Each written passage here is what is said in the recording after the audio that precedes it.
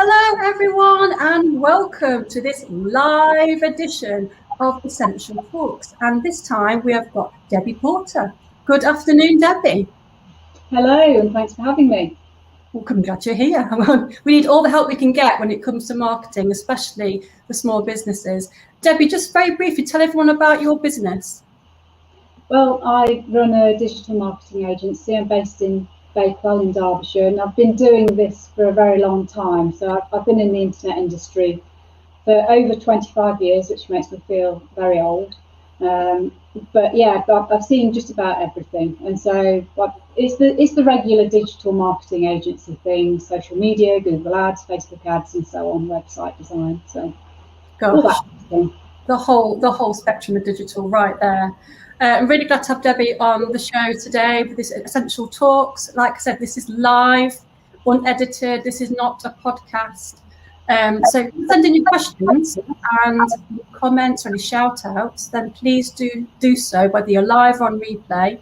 I can see you coming in on viewers there, so please do send in your comments and questions. I'd love to give you all a bit of a shout out. So these things absolutely fly by, so I'm going to go straight into the questions, Debbie, if that's okay. Right, big question to start us off with. For a small business owner, why is marketing so bloody difficult?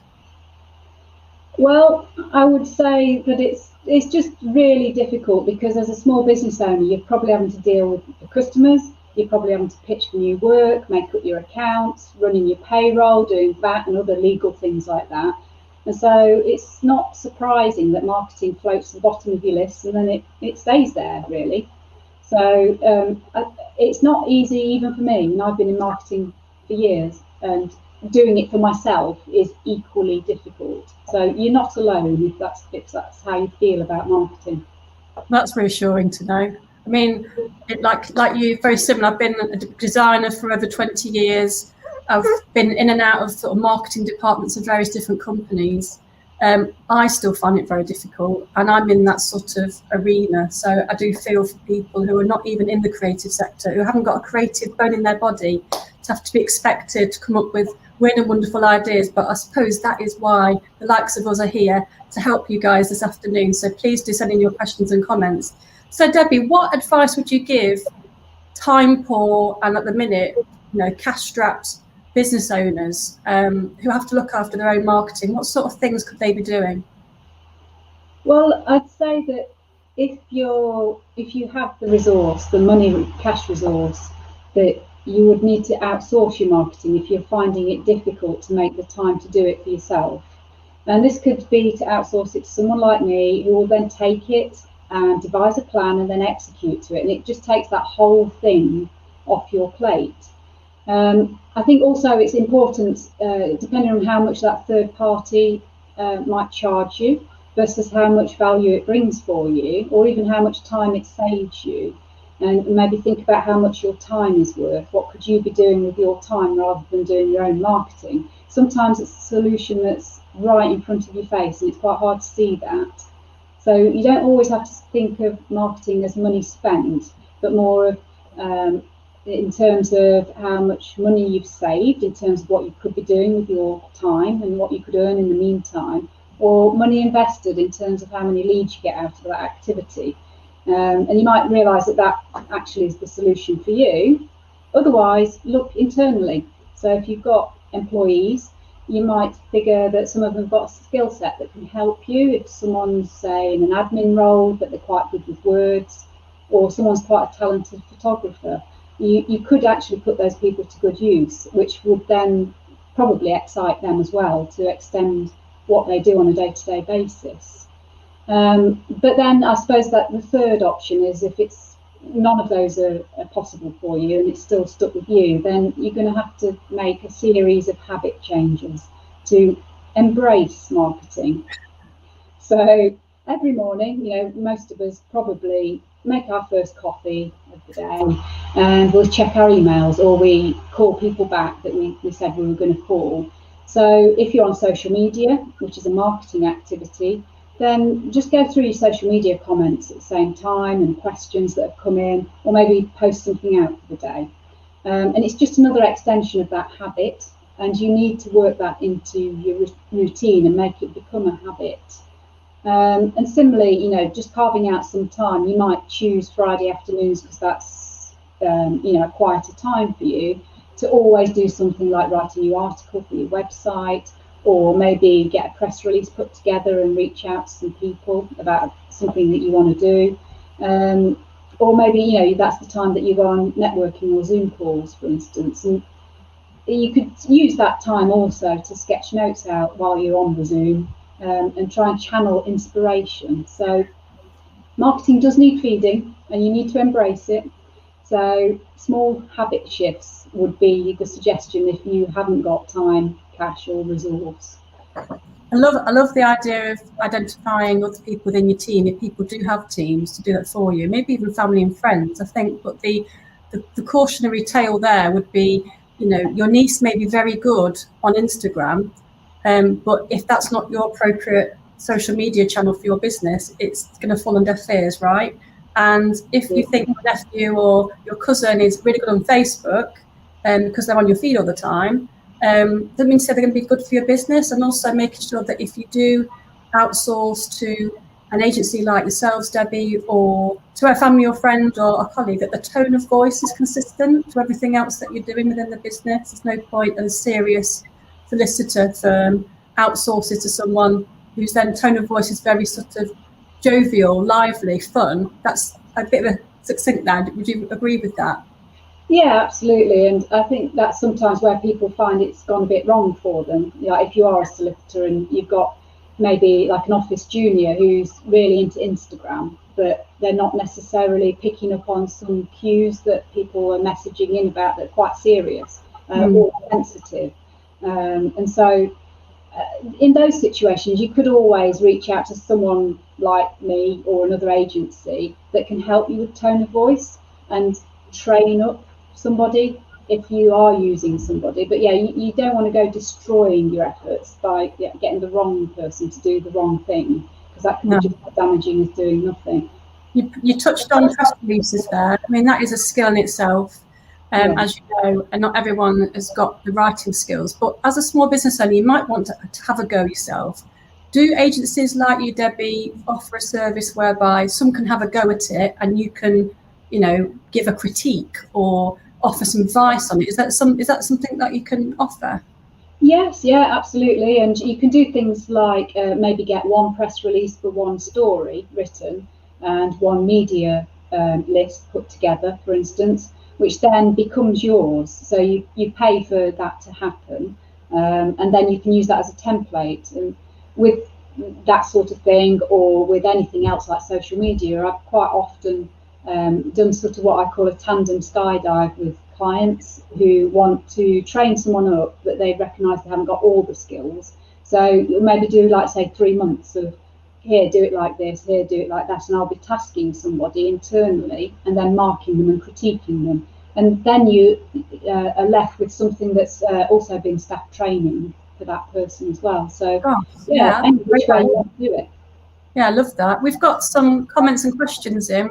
Shout out to Elaine Tomlinson and Sam from Direct Photography. We'll come back to you guys just very short. I'm going to get through a couple more questions before we come back to you, but please stay with us to get your questions answered, so bear with us 1 second. The next question I've got for you, Debbie, is what are the top 3 things that a small business owner can do right now for free that will help promote their business? Right, well, I guess social media is number 1, especially during lockdown. At this time, we're all at home, and we aren't travelling around in our cars. We're not driving past premises and seeing if they're open. We don't know if some of them are open or not. So social media is really important at this time for live communications, because your website is fairly static normally, and other forms of marketing media. But social media actually is you live, being there and able to talk to people. So I would say that carving out an hour or 2 of your time each week, you could queue up maybe a couple of weeks worth of social media posts in that time. So it's actually quite a time efficient thing to do as well. And again, if you make it a habit, you can check in every morning to see if you've had any reactions or comments and likes, and just start to post out there and be present. and you can seek out quite a lot of opportunities. So that would be number one. Okay. I suppose number two, your website. A lot of people come to me saying, I want to be on the top of Google. It's a bit of Wave a magic wand. Do it for me, Debbie. Just get on with it. I literally don't have a magic wand, and if anyone does have that magic wand, then I'd like to talk to you. However, if you're going to get anywhere on google.co.uk, the place to do that is on your website. And so you need to write content, and you need to improve the content that's already on your website. Generally speaking, if you want to score for a phrase on Google, but that phrase isn't on your website, you are not going to score for it. So you need to add content to be able to score for those phrases. And the easiest place to do that is if you've got a news section. You can just keep putting out different news items, and generally looking at what you've already got there and improving on it. But put aside notions of trying to score for best plumber in Derby or best hairdresser in the East Midlands, because that's not what people are necessarily looking for. You have to give them a solution to a problem. So, for instance, if you are a plumber, it would be better to write content about, the top 3 Worcester Bosch boiler error codes. Love and what you can do about it. And you might find that if you've got this code, you can do that by just turning the tap and adding a bit more water to your system. Job done. And you've done it for yourself for free. If you've got this error code, though, you need a Corgi approved gas installer to come and replace a part.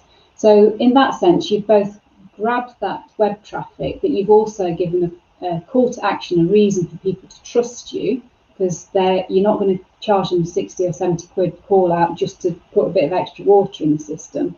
But, you're also then honestly saying, well, if this is the problem, don't even attempt it by yourself. So go with that instead. And then I guess number 3, networking. We're wading ankle deep in Zoom opportunities to network, but it's a fantastic opportunity and you should seize it, because it's much easier. I mean, I live in a very rural location, so physical networking for me was always quite difficult because I always had the school run to do and I always had places to be, and everything was so many miles away from where I'm located. But it's much easier these days because you just click the button and you are present. And because of the pandemic, agencies that used to run members only or paid for events are now free on Zoom quite often. So you can also test out those networks. So seize that opportunity. And you get to meet people not just in this area. I've been on Zoom networking sessions where people have come in from Glasgow, from Devon, from all over the place. So it's a really good way of meeting people that you'd never ordinarily get to meet, and you never know where your next lead's going to come from. I totally agree, Debbie. We're both volunteers of Federation of Small Businesses. We both host networking sessions for them, and the past few events that I've attended and hosted, I've had over 40 people from all over the country on the calls, and you wouldn't have got that sort of numbers, or you wouldn't have seen all those people if we're meeting in real life. So Zoom has really opened up a lot more doors. Talking about networking, we've got a networking buddy, Suzanne Dixon was mentioned. I absolutely agree. Tone of voice is really important in social media, especially if you are a small business owner. It needs to sound like you. Absolutely indeed. There's no point me saying Happy Friday on my social media post and then someone picks up the phone and says, good afternoon, Essential Print Services.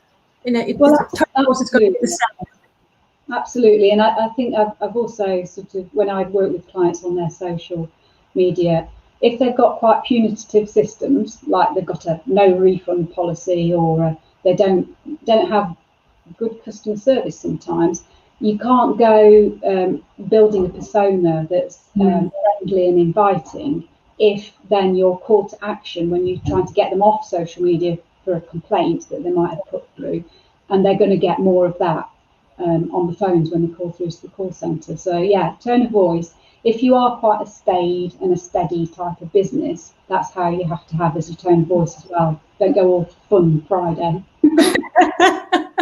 We've got Elaine Tomlinson who says, which networking meetings are on Zoom? Elaine, honestly, you've asked the right person. The queen of networking is right here. I will post some links on your comment after the show, and hopefully we'll see you on some networking events very soon. Going over to some questions now from the audience. Who shall I? We've got a Facebook user. I'm not too sure who it is. It is anonymous. What are the best creative tools available to create good pictures and film clips? Oh my goodness. Well, I'm a graphic designer, so I've got to say Adobe. There are some free apps you can download for Adobe Photoshop Express, which are really good filters and editing tools. And for video, I've recently looked into a web browser called Vimeo, which has some really nice video editing clips. But any ones that you come across, Debbie, that you can recommend? Well, I say pretty similar, and it's sometimes down to the application, and Google is a marvellous thing. There's loads of online sites. So yesterday I was having to make SVG files and PDFs to SVG. So I Googled it, and I found, well, I had to find 3 different websites that did it, because each of them would only allow you to do 2 at a time in a 24-hour period. But it got me over that hurdle. And suddenly I've had to trim video down, or you might want to like take the sound out of it. And again, Googling it, because things move on and you get new tools. And I do a lot of online odds and sods like that, depending on what it is I've got to do. Absolutely. So thank you very much for that. Another question we've got. Again, I'm not too sure who this is, a Facebook user. I worry about conveying what I'm looking for to an agency. Is there a plan I can do to then hand over to someone else? What would you guys like a client to do before they get in touch? That is a great question, actually. So what sort of homework and things should people be thinking about, Debbie, before they get in touch with a marketing agent like yourself? I would say seriously consider what your budget is, how much you're prepared to pay. Prepared to pay. Yeah. Not that you have to spend it all, but what are you, the maximum amount you're prepared to do? Because quite often when I'm writing proposals or having a first client conversation, we dance a merry dance around each other, where I say, what's your budget? They say, I don't know how much it's going to cost. And so we never get to it. Now, what people don't probably appreciate, that when you put a proposal together, you can spend a couple of days of effort and time putting that together, which is unpaid work.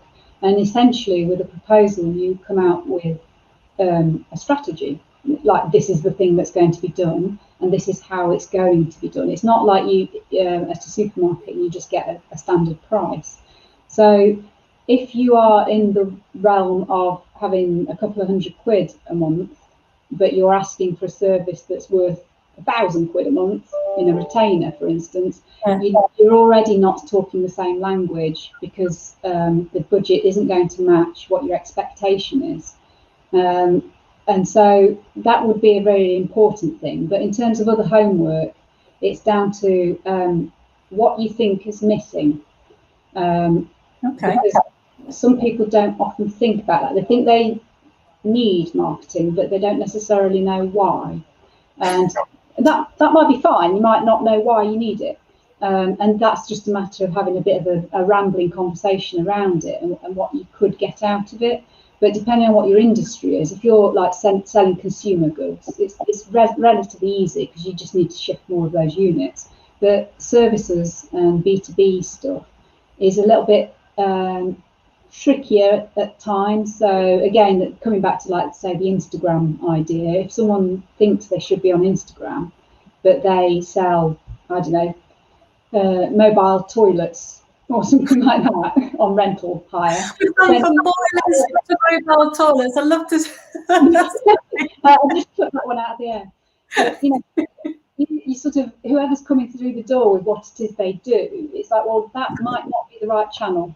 The best thing for you might be PR first, and the next best thing might be your website is holding you back.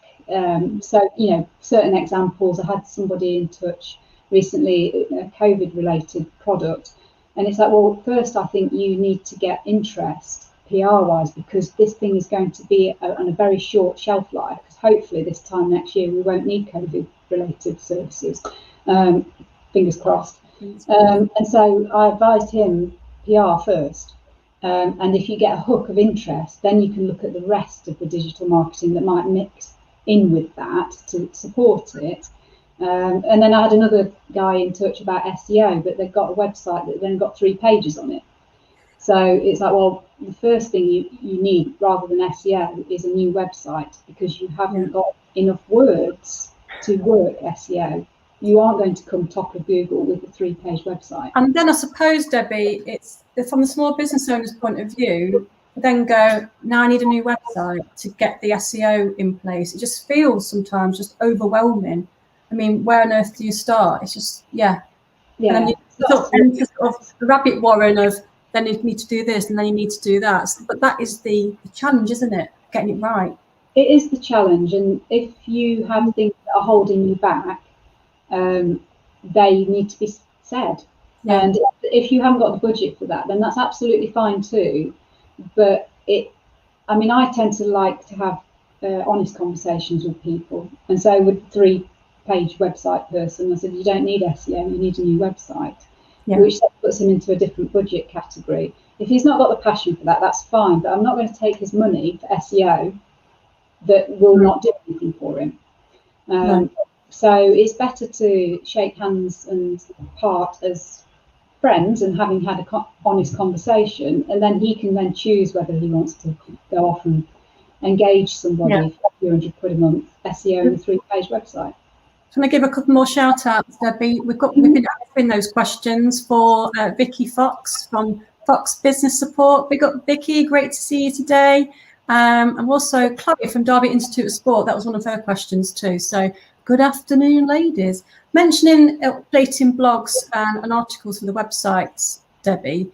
I know small business owners who have got websites, decent websites, but they're not able to get into them and make basic changes and upload a blog. I mean, what advice would you give to them? I mean, apart from maybe change your website provider, because for me, having access and being able to create a new page myself, upload a new blog, change a few pictures, nothing but to update it myself is so important. Why are there agencies out there who sort of putting that hurdle in place and creating that blocker? Is it just down to a retainer wanting to get paid to do it for them? I think a lot of people either want to get paid to do that, which is a little bit, they're cowboys basically, because updating your own website in this day and age is quite straightforward. You should have a straightforward content management system that, I'm going to say it, any idiot can edit without deleting the website. I think probably back in the day when I first started a couple of decades ago, you needed developers to do things for you, because putting things in the wrong place, you could end up just deleting whole areas of your database or something by accident. But that's not the case these days. So if you do have someone that's sort of holding you behind a paywall from getting content up, then you probably need to seriously consider moving your website.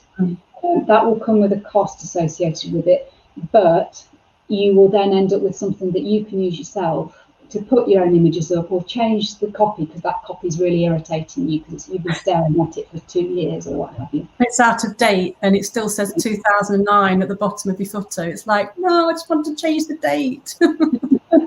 Absolutely, yeah. So move on from them, I think, or reevaluate your friendship with them. Oh, good answer. Good political answer there. I'm going to shout out to Simon from Jack Photography. Investing in professional photography is important.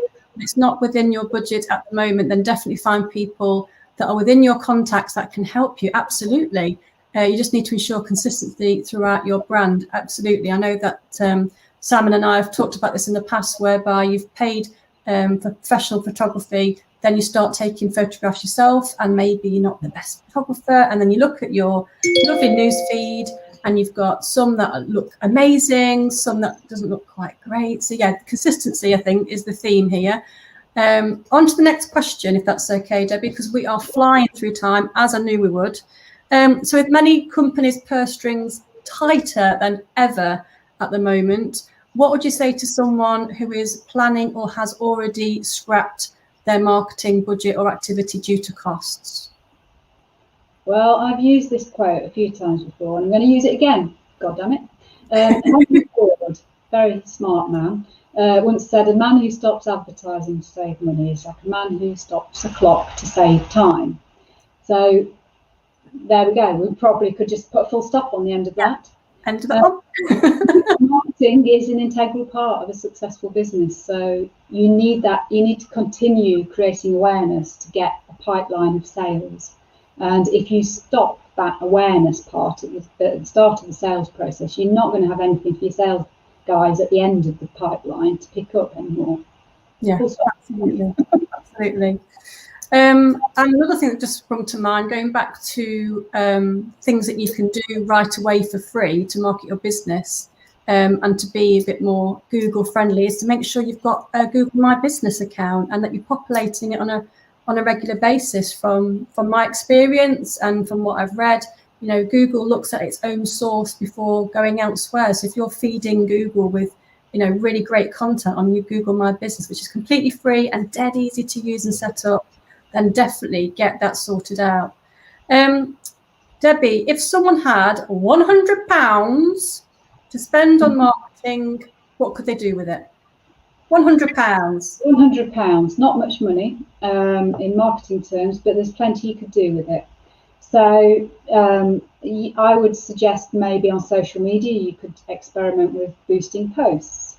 So for £100 you could probably boost 5 posts for 20 quid each, or 2 posts for 50 quid each. And you can target quite specifically by age, where they live, their interests, and so on. And if you've got an e-commerce website, you can then push them directly at the product pages and encourage them to buy. And that could give you a good return on investment. Because if you spent 100 and you got 200 back, you haven't actually spent 100. You've just got yourself 100.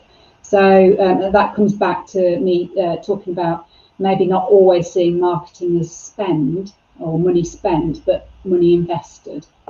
You could get somebody to make you a great MailChimp template and start email marketing. If you've got a large list and you never talk to them, why not just start talking to people? Because the best people to try and tap into are the ones that have already bought from you before. And so someone getting you a good MailChimp template together, and MailChimp is free for up to 2,000 contacts. You could, spend 7,500 quid on a template and then start communicating, and then you'll find that investment will, even if you land a couple of sales from that, you've still made your money back. If you've got I'm sorry, Debbie, MailChimp have got free templates in there, but I think the issue is spending that money maybe on a decent template tailored to your business. And if you're using and want to use the free templates, maybe ask someone to create, a decent header or decent asset for you to place in there as a good compromise. So there are templates in there, but at the end of the day, as you would agree, it's your business brand going out into people's inbox. It's got to look as best it can, more professional as it can. So go on, Debbie, sorry. Absolutely. I mean, I think that comes back down to the photography question a bit earlier, where you can get professional things put together, professional photography or graphics put together, but then once you start doing it yourself, it doesn't look so good. And it is important how things look and feel to your prospect on the end of that. Maybe send the template test, to some peer groups, people that you know within business that are your friends, and get their feedback before you when you press the big send button. Yeah, and say, does this look shocking, or is it all right? How about this look? And one for you here for the £100. I would say that sending bespoke print is a good thing to do. Yay!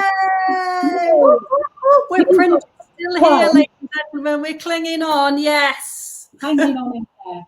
But there's great marketing value in sending something out to, say, your current clients. They might be people that you already do business with, or people that have lapsed. But you can send them out something postally and just say, hey, there's a huge amount of marketing value in that, especially during this sort of quite miserable grey pandemic lockdown time as well. Or you can do things like put, say, a handmade chocolate in a bespoke printed box and send those out. It's just a really lovely way of elevating and also then putting your message in that gets some attention. So sort of maybe move away from the straight leaflets, but something that's more creative, so that it doesn't go straight into the bin. Excellent. So print is still a player in the marketing mix. I love it. Yes. Absolutely. Oh, thank goodness for that. Another good thing to do with 100 quid, if you've got 100 quid, sign up for Google Ads and then don't finish it. Just walk away. And in 2 weeks, almost always, they send you a 100 quid voucher. Voucher, so you've doubled your money already. And again, then you've got £200 to spend rather than £100. And if you get £400 worth of business out of that, you haven't actually spent anything. You've got yourself £200 profit. Yeah. So again, that would be a good thing to do if you've got 100 quid to spend. Or maybe send out products, 100 quid's worth of products for reviewing if that's appropriate for your brand.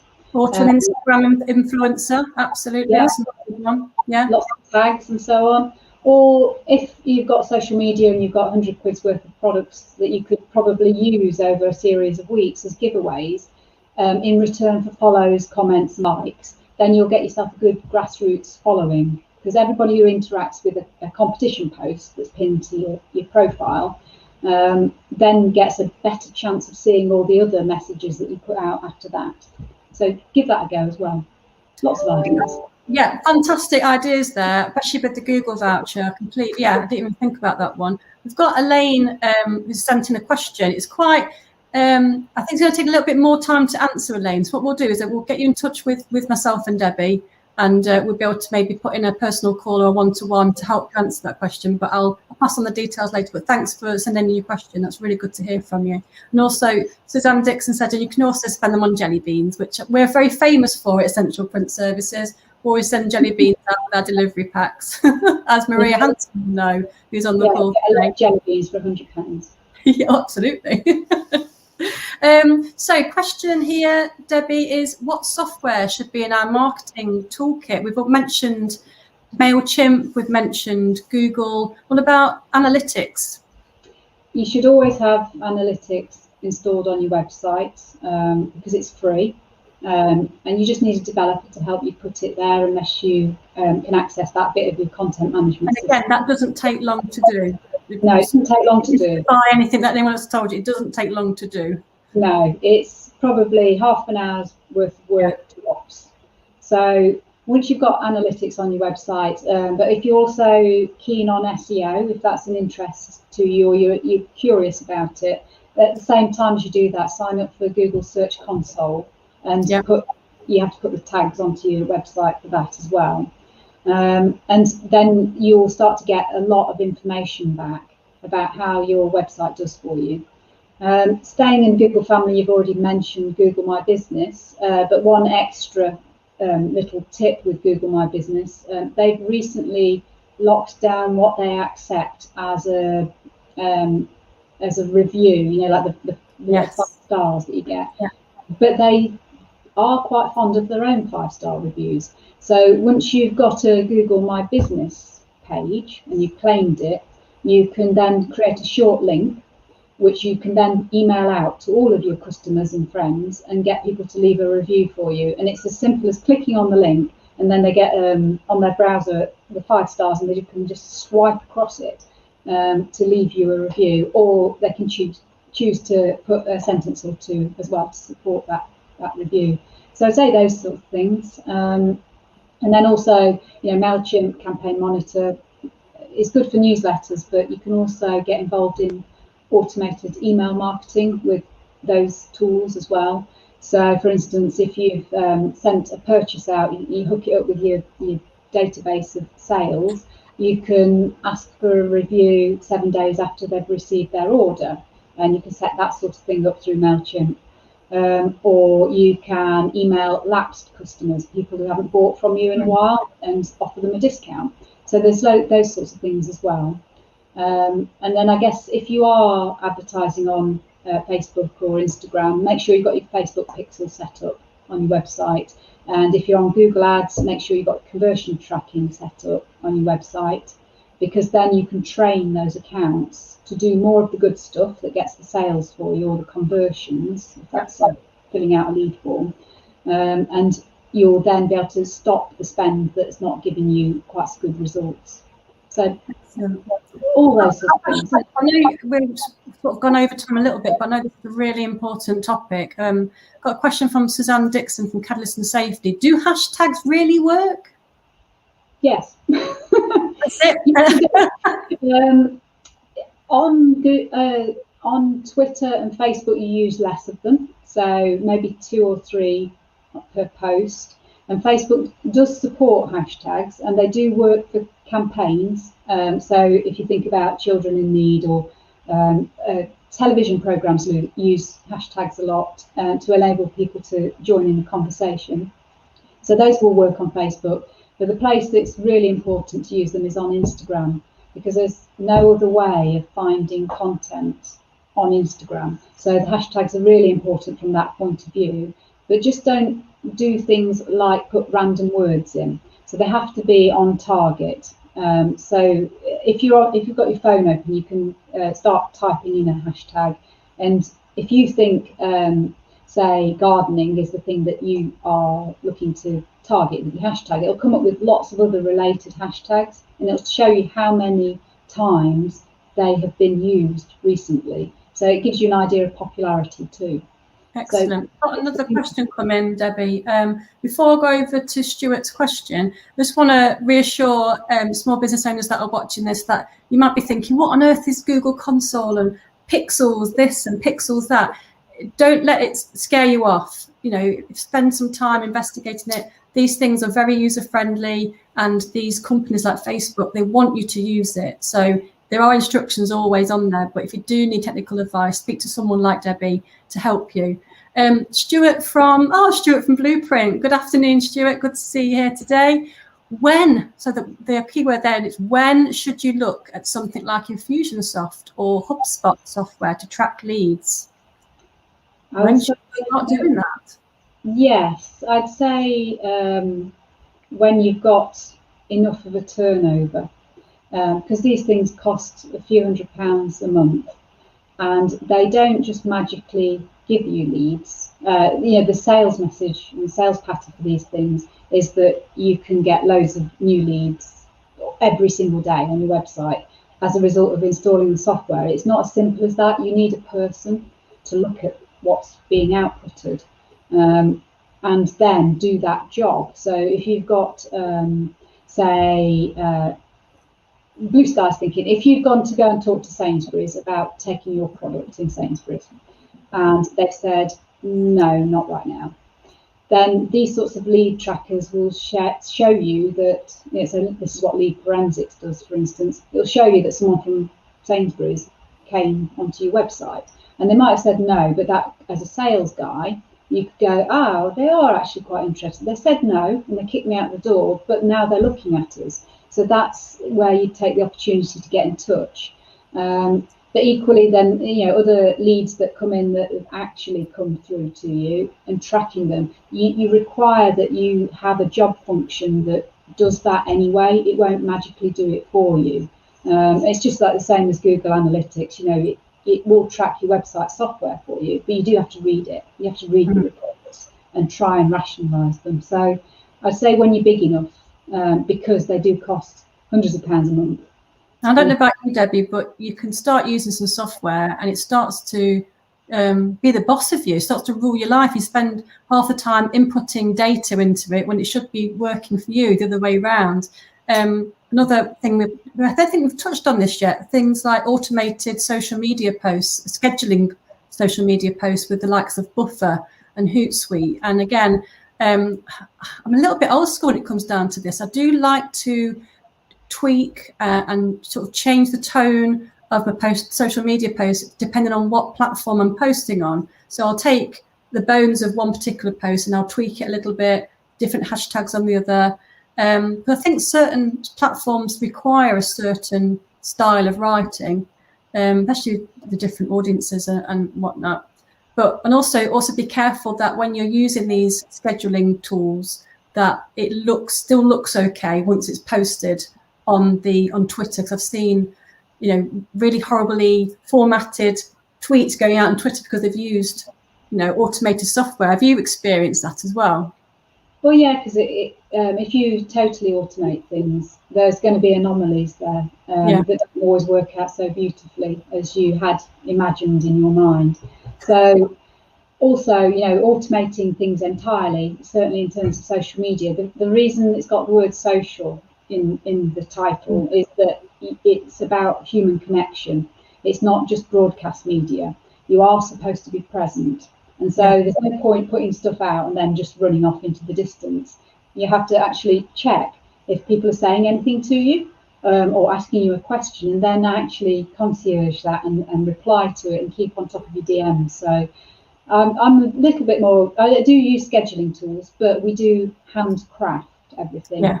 We schedule. So it's a good time saver, but we don't necessarily always totally automate things. Yeah, I think if you want to use them, maybe use them in a short period of time. Make sure you're checking them regularly to make sure they're going out okay.